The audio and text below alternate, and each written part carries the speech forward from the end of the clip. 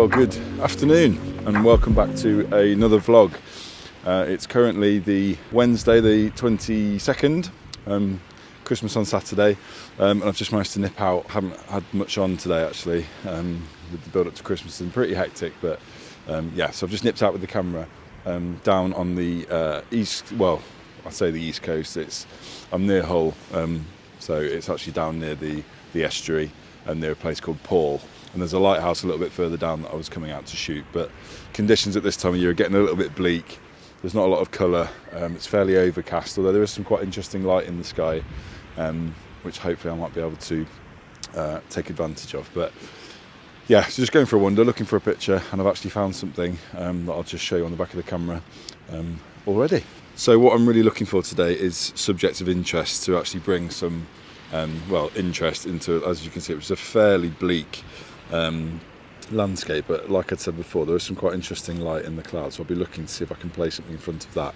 But just as I've been walking down the path, I've spotted a very bold and hardy fisherman that's just waiting on the shores there, and what caught my eye was this black foreground, which if I show you on here you can see there's lots of these sort of vertical wooden groins, I think that's what they are, that are in various states of sort of decay from the sea and covered in different textures. So I just thought they worked out quite nicely, leading you up towards this lone fisherman on the shore, and then in the distant background you can see the far shores of what I think is probably Grimsby, with some industrial buildings and things like that look quite interesting. So I've taken a few already, different apertures, but just a nice, quite a moody image with this chap here as my main focus. Hopefully you can't see that I'm taking pictures of him from there, because I'd hate to interrupt his day. But yeah, rather him than me out there. But it's looking good down here, so I'm going to walk further down this path, and there is a lighthouse and things down there that I'll have a look at, but just see what we see. But yeah, that's the first image to show you, so I'll put that up now.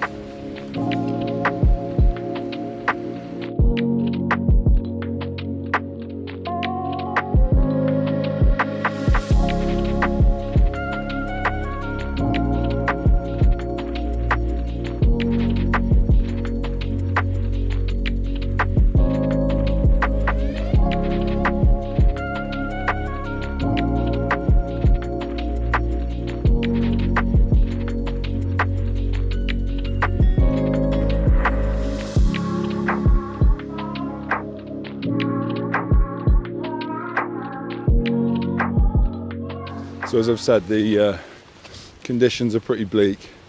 It's quite windy, it's very cold today as well, it's about 1 degree. So it feels very much the depths of winter. And actually yesterday was the depth of winter, was the shortest day. Today is the next day, so we're starting to slowly then move towards lighter conditions, which will be quite nice once Christmas is past. So yeah, because it's fairly bleak, I also hope you can hear me okay. I noticed in my last video there was quite a lot of wind disrupting, but I do have my microphone with a little muffler on, so hopefully that's helping. But because it's fairly bleak, I wouldn't be surprised if that image I've just taken, some others are going to be put into black and white, which I'm not generally a massive fan of, because I think some people can just use black and white to quite lazily just make shots moody, and if there's not a lot going on there. But because there's not a massive amount of colour interest, and most of that was quite monochrome, I've done it again, it's probably black and white's going to be best. So move a little bit further down so I can see this lighthouse and see what the compositions look like for that. These are not easy conditions to shoot in at all, not when you've got the right equipment, because I've got these quite thin gloves that are good for operating the camera with, but they're not proper photography gloves, so they're not insulating my hands against the cold at all, so I've already got really, really cold fingers. But I've got a shot lined up that I'll show you here, and then I've got we're planned for one more, and I think 3 will be plenty for today, so I don't want to be out in this for too much longer. So the shot I've got lined up, I've clambered down onto the rocks and lower my voice slightly because there's people walking past, but it's the lines of the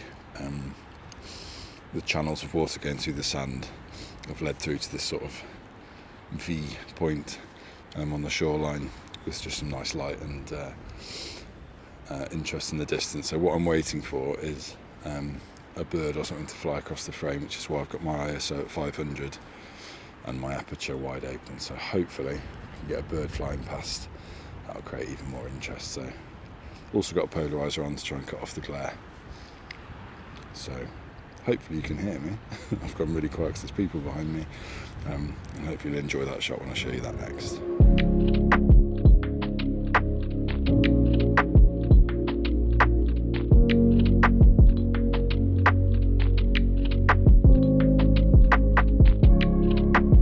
Right, so it's much easier if I just show you this in the back of the camera because it's actually quite a distance away. It's just a little speck on the beach over there, but it's basically a piece of what I think is driftwood. It's a very unusual shape and really stands out against the landscape. So I'm not just going to shoot it from here, but I just thought while I'm a distance away I'll get a shot on the long lens. So we've got some nice textures and dark sort of colours and shades in the foreground, and then the actual focus is going to be this bit of driftwood. I'll just zoom you and show you what it looks like. There it is. And again, we've got the nice soft silhouettes of the industry in the distance on the opposite shoreline. So I'm going to take that one to begin with. And there's also some seabirds just sort of resting on the sand nearby. So there's quite a lot of interest in that image. There's the birds there. So I really like it from this distance. I've shot it at, what's that? f6.3. So I want to keep my shutter speed up. And I'll just accept that foreground is going to be out of focus, so I quite like that. It'll draw the attention to the unusual shape on the sand there. So that's one shot of that. I'm actually going to focus on that as opposed to the lighthouses that are very nice, but I've seen them shot before. They're surrounded by sort of metal fencing, and I don't know, I'm not that interested in them today. So I'm going to walk along the beach and see if I can get closer to that piece of wood and see what kind of shots I can get from a little bit more closer, possibly with the prime lens, some nice depth of field. So let's get closer and have a look.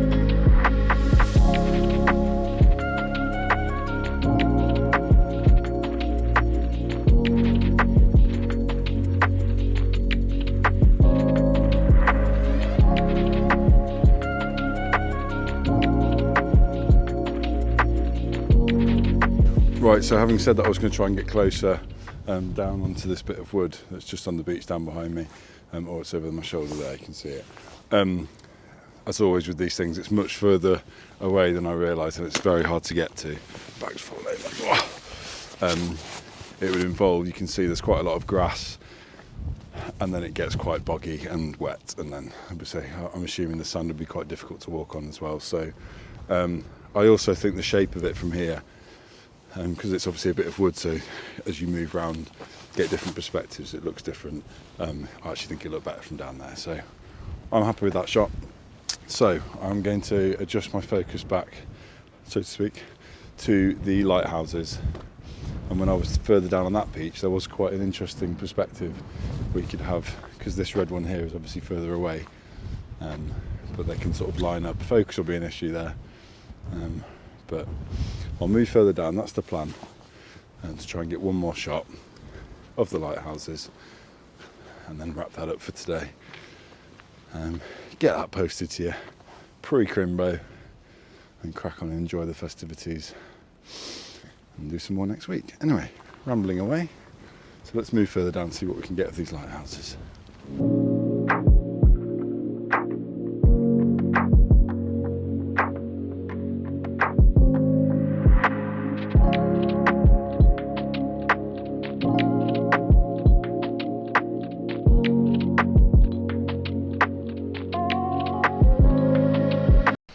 Right, facing into the wind here, so I really hope you can hear me.